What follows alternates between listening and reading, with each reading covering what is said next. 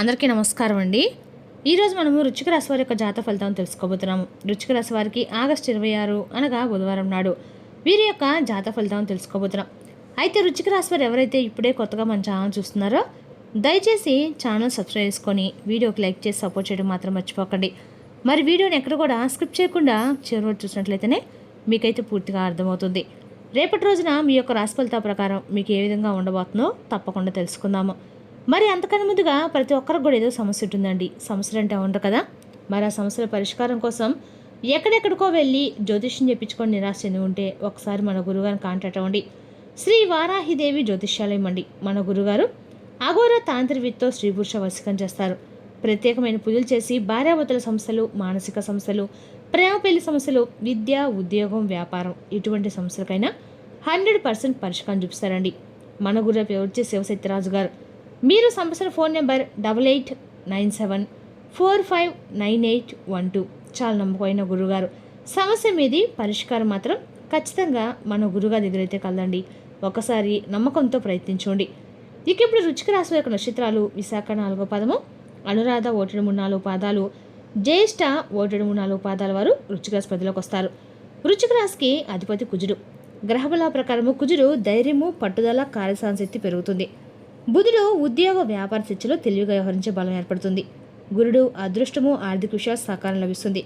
ఇక శుక్రుడు కుటుంబం, ప్రేమ సంబంధాలు సానుకూలతిస్తాడు. చంద్రుడు మనసులో ఉన్న సందేహాలకి స్పష్టత రావచ్చు. శని ఆలస్యమైన పనులు క్రమంగా ముందుకు కదులుతాయి. ఇక రేపు రోజున జాగ్రత్తగా ఉండాల్సిన విషయాలు: ఎవరైనా మీ సహనాన్ని పరీక్షించినా వెంటనే స్పందించకండి. ఆవేశంలో తీసుకునే నిర్ణయం తర్వాత ఇబ్బంది కలిగించవచ్చు. ఇంకా పరిహారపరంగా బుధవారం గణపతిని భక్తితో ఆరాధించండి. ఓం గం గణపతి అని 108 సార్లు జపించండి. గణపతికి దూర్వాగడ్డి, మోదకాలు సమర్పించడము శుభప్రదంగా భావిస్తారు. ఇక రేపు రోజున గణేశుని ఆరాధన వృశ్చిక రాశి వారికి అంతా అనుకూలంగా ఉంటుందండి. అడ్డంకులు తొలగి ధైర్యంగా ముందుకు సాగేందుకు వినాయకుడిని ప్రార్థించండి. ఇక రేపటి రోజున ప్రధానమైనటువంటి అంశంలో భాగంగా రేపటి రోజున వచ్చేటువంటి ఒక ఫోన్ కాల్ అనేది ఈ వార్త మీ దిశను పూర్తిగా మార్చేయబోతుంది. అయితే రేపటి రోజున వచ్చేటువంటి ఆ ఫోన్ కాల్ అనేది కేవలము ఒక సమాచారం కదండి. మీ కాలి కింద భూమిని కదిలించిన ఒక నిజాన్ని, ఒక వార్తని రేపటి మీరు ఒక వ్యక్తి ద్వారా వినబోతున్నారు. అలాగే మీ గుండెలో తప్పకుండా అంటే ఒక ధైర్యం అనేది కూడా రేపటి రోజు మీరు ఏర్పడుతుంది. అయితే ఈ వార్తను మీ మనసుకు తప్పకుండా చాలా అంటే ఆనందకరమైనటువంటి రేపటి రోజున వార్తగా మీరు స్వీకరించబోతున్నారు. అలాగే మీ యొక్క సర్వస్వాన్ని ప్రశ్నించేటువంటి ఒక ఫోన్ కాల్ అనేది అసలు ఏంటి, ఆ ఫోన్ కాల్ ద్వారా మీరు ఎటువంటి శుభవార్తను రేపటి వినబోతున్నారు, ఆ వార్త మీ జీవితాన్ని ఎలా అస్తవ్యస్తం చేయబోతుంది. ఒక్క నిమిషం కూడా మీరు తప్పకుండా ఈ వార్తను వినడానికి, పూర్తిగా వినడానికి సిద్ధంగా ఉండండి. ముందు మీరు రేపటి రోజున వచ్చే వార్త ఎంతటి కష్టానైనా కానీ చిరునవ్వుతో ఎదుర్కొంటారు. అది మీలో ఒక గొప్ప విషయం అండి. అలాగే మీరు చాలా అంటే చాలా ఫ్లెక్సిబుల్గా మాట్లాడేటువంటి వ్యక్తులు అనమాట. అంటే మీ మనసులో ఒక మాట ఉంటే ఆ మాటను ఎక్స్ప్రెస్ చేసే విధంగా సిద్ధంగా ఉంటారనమాట. అలాగే ఇటువంటి విషయాల్లో మీరు దిట్టంగా కూడా ఉంటారు. కానీ మీకు ఊహించినటువంటి మార్పులు అనేవి అస్సలు నచ్చవు. అంటే మీరు ప్రతిదానికి ఒక క్రమ పద్ధతి ప్రకారం కూడా జరగాలి, ముందుగా తెలియాలని చెప్పి అనుకుంటారు. అయితే అకస్మాత్తుగా ఏదైనా జరిగితే మానసిక స్థితి అనేది మీకు కొంచెం అదుపు తప్పుతుంది. అంటే మీరు బయటికి ధైర్యవంతంగా కనిపిస్తారు, కానీ లోపల మాత్రం చాలా భీతి చెందుతూ ఉంటారు. అయితే ఆ భయాన్ని రేపటి ఒక చిన్న ఫోన్ కాల్ పూర్తిగా భయపెట్టబోతుందండి. మిమ్మల్ని ఆ భయం అనేది కూడా మీకు విపరీతంగా మిమ్మల్ని భయపెట్టడానికో, లేదంటే మిమ్మల్ని ఇంకేదైనా సరే బెదిరించడానికో కాదు, మీ మనసుకు తెలియనటువంటి ఆశ్చర్యాన్ని, ఆనందాన్ని ఇవ్వబోతుంది. అయితే గత కొన్ని రోజులుగా మీరు ఏదో ఒక ఆందోళన ఉండి ఉంటారండి. నా చుట్టూ ఏదో జరుగుతుంది, ఏదో జరగబోతుంది, ఏదో మారబోతుంది, ఒక అభిశకనం అనేది మీ మిమ్మల్ని వెంటాడుతుంటుంది. మీరు చేసే పనులు ఏకాగ్రత లోపించి ఉండవచ్చు. ఎవరినైతే బాగా నమ్మి బాధ్యతలు అప్పగించారో వారి యొక్క నమ్మకాన్ని పూర్తిగా వారు ఉమ్ము చేసుకుని ఉండవచ్చు. అయితే ఇప్పుడు మీరు ప్రశాంతంగా ఉన్నటువంటి ఈ యొక్క సమయంలో రేపటి మధ్యాహ్నం 2:30 తర్వాత ఆ ప్రశాంతత ఒక చిన్న తుఫాను కూడా మారబోతుందండి. అంటే ముందుగా ఒక నిశ్శబ్దం అనేది మీరు తప్పకుండా గమనిస్తారు. అయితే రేపటి రోజున కొంతమంది వ్యక్తులు ఏంటంటే మిమ్మల్ని టార్గెట్ చేయబోతున్నారు. ముఖ్యంగా ప్రతి విషయాన్ని కూడా రేపటి మీకు జరిగేటువంటి ప్రతి విషయాన్ని కూడా మీకు డీటెయిల్గా చెప్పాలనుకుంటున్నారండి. ముఖ్యంగా రేపటి మధ్యాహ్నం నుండి మీకు రాత్రి కావచ్చు ఒక ఫోన్ కాల్ అనేది రింగ్ అవుతుంది. ఆ కాల్ యొక్క జీవితంలో అత్యంత కీలకమైనటువంటి కాల్ అనమాట. మీరు ఎంతో నమ్మి అప్పగించినటువంటి పనికి సంబంధించింది. అంటే అవతల వైపు నుండి చెప్పేటువంటి ఆ వార్త ఏంటంటే మీరు దేనికోసమైతే ఇన్నాళ్ళు కష్టపడ్డారు, దేన్నైతే మీరు భవిష్యత్తులో అంతా కూడా మంచి అంచనాకు వేసి ఊహించారో అది మీ చేతి నుండి పూర్తిగా చేజారిపోయేటువంటి ప్రమాదం కనిపిస్తుందని చెప్పి ఒక వార్త మీకు వినిపిస్తుంది. అయితే మీరు కొంచెం టెన్షన్ పడబోతున్నారు. అలాగే ఆ మాట మిమ్మల్ని గుండెల్లో ఉక్కిరి బిక్కిరి చేయబోతున్నా కూడా చెప్పాలి. అది మీకు ఉద్యోగానికి సంబంధించింది కావచ్చు, వ్యాపారానికి సంబంధించింది కావచ్చు, నష్టం గురించి కావచ్చు. ఇలా ఏదైనా సరే ఒక వ్యక్తి ఊహించినటువంటి ఒక చిన్న ప్రమాదం కూడా కావచ్చండి. అయితే అన్నింటా కూడా మీరు ధైర్యం చేసి ఆ వార్తను వింటారు. కానీ ఆ వార్త వినగానే మీకు కొంచెం అలసటగా కూడా అనిపిస్తుంది, ఒత్తిడిగా అనిపిస్తుంది. ఆ ఫోన్ కాల్ ద్వారా అసలు ఆ ఫోన్ కాల్ ఎందుకు లిస్ట్ చేశానా అనేటువంటి భావన కలుగుతుంది.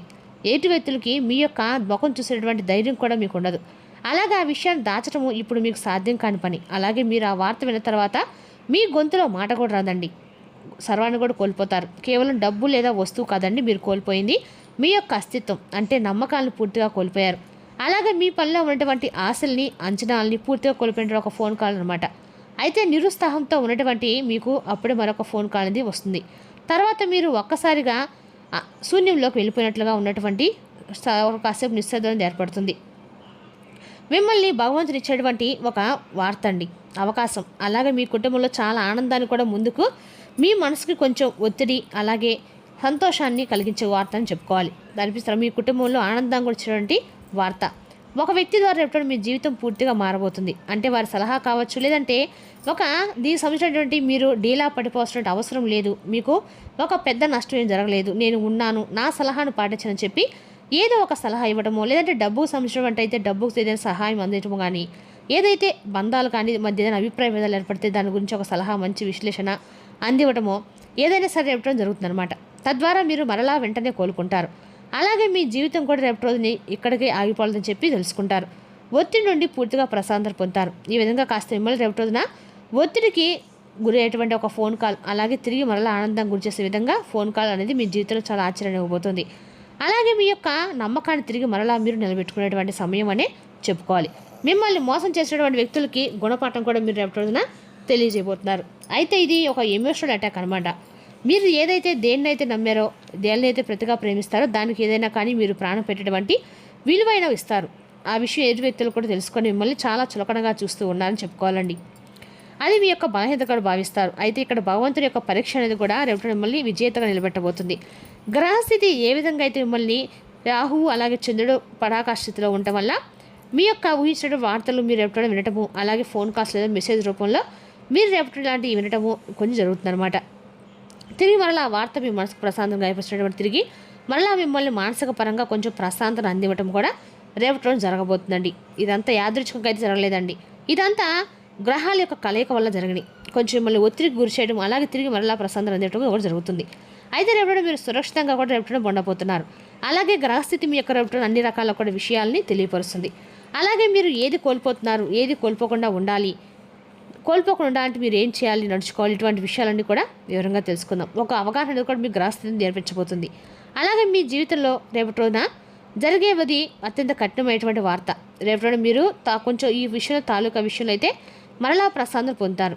ఆర్థికంగా రేపటి రోజున మీరు సంక్షోభాన్ని కూడా ఎదుర్కోవాల్సి ఉంటుంది.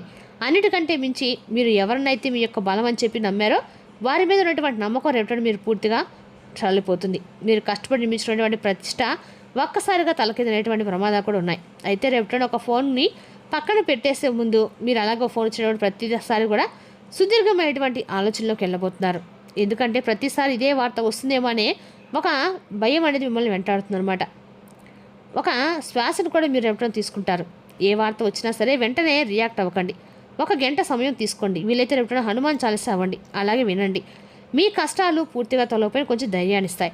ఏదైనా చెడు వార్త వస్తే దాన్ని మీ మనసులో అణిచివేయడం గురించి ఆ అణిచివేసుకోకుండా ఒక నమ్మకమైనటువంటి వ్యక్తితో తిరిగి మరలా మీకు పరిచయం అనేది కూడా ఉపయోగపడుతుంది. రేపటి మీరు ఖచ్చితంగా కూడా మీ యొక్క పాత సమస్యలకి కొత్త పరిష్కారం కనిపించే రోజు. మీరు వదిలేయాలని అనుకున్న ఒక పని మళ్ళీ మీ ముందుకు వస్తుంది. కానీ ఈసారి దాన్ని పూర్తి చేసే అవకాశం బలంగా ఉంటుందండి. ఆవేశాన్ని పక్కన పెట్టి మీ అనుభవంతో ముందుకు సాగితే మీకు అనుకూలంగా పరిస్థితులు మార్చుకోగలుగుతారు. మరి తెలుసుకోకండి రుచికరాశి యొక్క జాతక ఫలితాలు. తిరిగి రేపు మరో వీడితో మళ్ళీ కలుసుకుందాం. Thank you for watching.